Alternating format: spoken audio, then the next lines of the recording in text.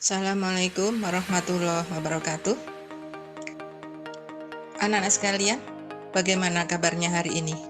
Sehat? Alhamdulillah. Semoga kita senantiasa diberikan kesehatan. Anak-anak sekalian, sebelum saya menyampaikan materi, terlebih dahulu saya akan memperkenalkan diri. Nama saya Ibu Umi Istiqomah, Waka Kesiswaan, juga mengajar bahasa Inggris kelas 7, sehingga nanti anak-anak apabila belajar bahasa Inggris apabila sudah selesai PLS mulai hari Rabu minggu depan, anak-anak akan mendapatkan mata pelajaran bahasa Inggris dengan saya. Materi yang akan saya berikan adalah tata krama. Mungkin anak-anak sudah tahu apa itu tata krama atau apa yang dimaksud dengan tata krama. Bisa kita lihat di sini, yaitu pengertian tata krama. Tata krama terdiri dari dua kata, yaitu tata dan krama. Tata terdiri yaitu adat istiadat, bisa juga aturan atau norma. Sementara krama adalah sopan santun, kelakuan yang sesuai dengan norma peraturan yang disepakati di dalam pergaulan antar manusia. Anak-anak sekalian, maksud yang berikutnya adalah maksud dan tujuan tata krama. Maksud dan tujuan tata krama di sekolah adalah supaya siswa dapat bersikap dan perilaku dalam kehidupan sehari-hari sesuai dengan nilai normatif yang melandasi kepribadian siswa. Yang berikutnya, agar siswa memiliki sikap dan perilaku yang dapat menanamkan dan menumbuhkan disiplin siswa. Anak-anak sekalian, perlu kalian pahami, perlu kalian tahu bahwa yang namanya tata krama ini adalah harus kalian laksanakan, karena bagaimanapun juga sikap kita, perilaku kita akan selalu akan selalu dinilai, akan selalu dilihat, dan itulah cermin dari kepribadian anak-anak sekalian.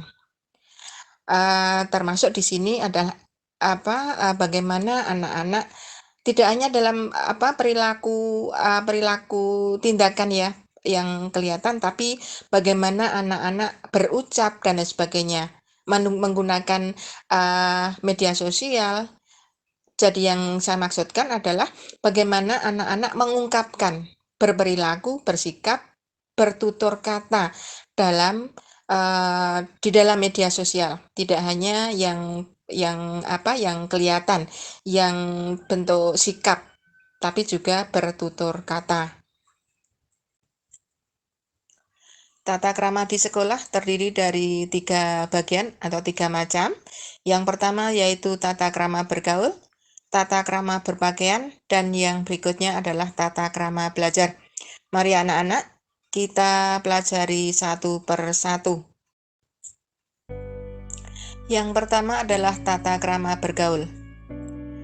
Tata krama bergaul yang A itu bergaul dengan guru. Contohnya bagaimana? Berbicara yang sopan, mengucapkan salam, tidak memotong pembicaraan, memperhatikan guru yang sedang berbicara, tidak memanggil atau meminta sesuatu pada guru dari arah belakang atau jarak jauh. Bila dipanggil guru, harus segera menjawab dan mendatanginya. Tidak boleh mengucapkan kata-kata kotor. Ini yang tadi saya sampaikan di awal, bahwa yang namanya berbicara sopan itu adalah cerminan, adalah sikap, adalah yang harus anak-anak lakukan, karena itu adalah cerminan dari pribadi dari anak-anak sekalian. Yang kedua adalah bergaul dengan sesama siswa. Tapi sebelumnya saya tambahkan di yang A, bahwa yang namanya mengucapkan kata-kata kotor tidak hanya di saat anak mengucapkan secara langsung menggunakan mulut, tetapi termasuk juga saat anak-anak menggunakan media sosial. Jangan sampai anak-anak menggunakan di media sosial menggunakan kata-kata yang kotor, karena itu akan terbaca oleh semua orang, dan itulah orang akan menilai anak-anak sekalian, ya seperti itu pribadi anak-anak. Jadi silahkan, entah itu anak-anak berbicara langsung atau menggunakan panca indera atau menggunakan media sosial. Jadi anak-anak silahkan untuk menggunakan kata-kata yang bagus. Itu. Kemudian yang berikutnya ada bergaul dengan sesama siswa. Anak-anak sekalian adalah siswa baru. Kalian akan punya teman banyak sekali. Kalau di SMP itu ada sekitar 500-an siswa. Jadi anak-anak punya kakak kelas, yaitu kakak kelas 8 dan 9.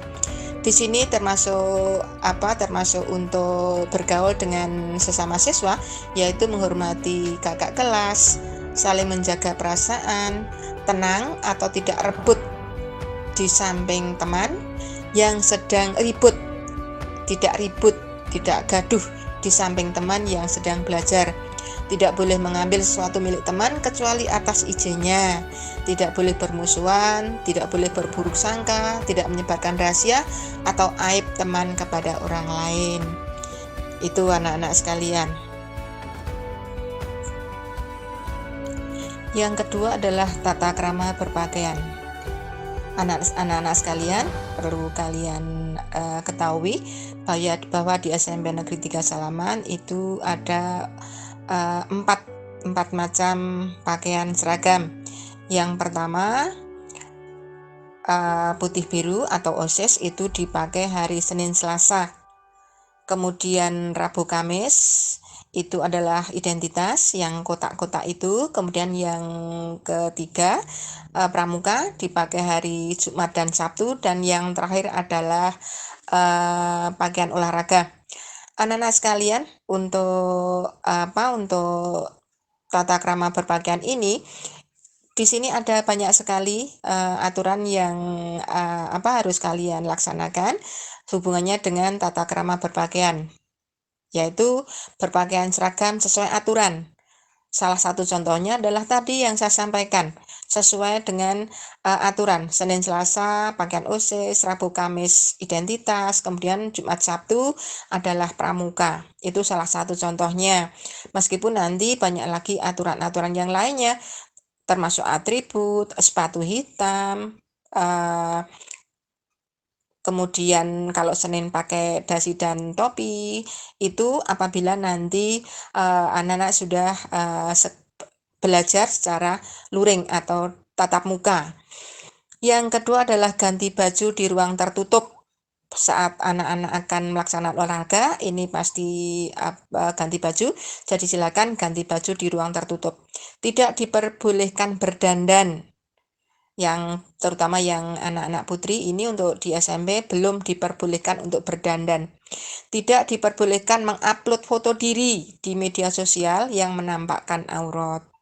Tidak diperbolehkan memakai tato. Juga di sini yang hampir mirip tato, rambut bersemir itu tidak boleh. Yang berikutnya, tidak boleh memakai baju seragam olahraga pada saat mengikuti pelajaran selain olahraga. Jadi perlu saya sampaikan, yang namanya baju olahraga itu dipakai saat pelajaran olahraga. Jadi baju olahraga tidak boleh dipakai pada saat anak mengikuti pelajaran selain olahraga. Begitu selesai olahraga, silakan anak ganti baju seragam pada saat hari tersebut. Atau sebaliknya, sebelum olahraga silahkan pakai baju seragam, begitu selesai olahraga juga ganti baju. Yang berikutnya, tidak diperbolehkan mewarnai atau menulisi atau mencoreti pakaiannya dengan alasan apapun. Sekali lagi, tidak diperbolehkan mewarnai, menulisi atau mencoreti pakaiannya. Yang terakhir adalah tata krama belajar. Yang pertama, yaitu membenahi kelas sebelum guru masuk. Yang berikutnya, hadir di kelas pada waktunya. Tidak ribut, berisik pada saat mengikuti pelajaran. Meminta izin keluar apabila anak-anak punya kepentingan hendak keluar.